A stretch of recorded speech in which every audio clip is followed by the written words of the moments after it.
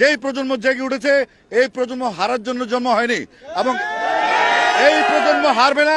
আমি আমার ছেলেকে নিয়ে এসেছি, আমার ছেলেকে আমি সঙ্গে করে নিয়ে এসেছি। আসো, সে নর্থ সাউথ ইউনিভার্সিটি শোয়েট করলাম।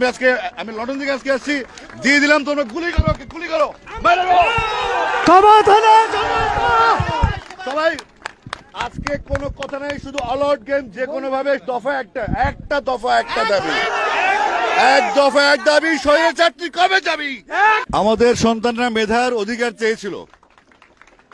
চেয়েছিল মেধার ভিত্তিতে তাদের কর্মসংস্থান, তাদের পড়াশোনা, তাদের সবকিছু হোক। তারা কোনো রাষ্ট্র ক্ষমতার পরিবর্তন চায় নাই, তারা কারো ক্ষমতাচ্যুতি চায় নাই, তারা চেয়েছিল মেধার মূল্যায়ন হোক।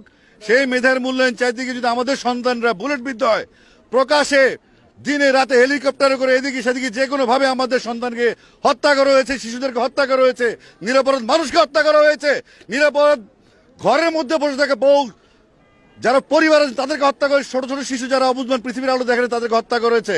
এখন এই আন্দোলন থেকে পিছু হটার কোনো সুযোগ নাই, আমাদেরও কিছু করার নেই, আমরা ব্যর্থ।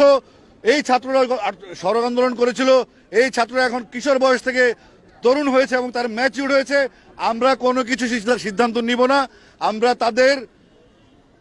তাদের অনুগত হয়ে তাদের হুকুম মতো আমরা কাজ করব। এবং আমি বিশ্বাস করি যেই প্রজন্ম জেগে উঠেছে, এই প্রজন্ম হারার জন্য জন্ম হয়নি এবং এই প্রজন্ম হারবে না।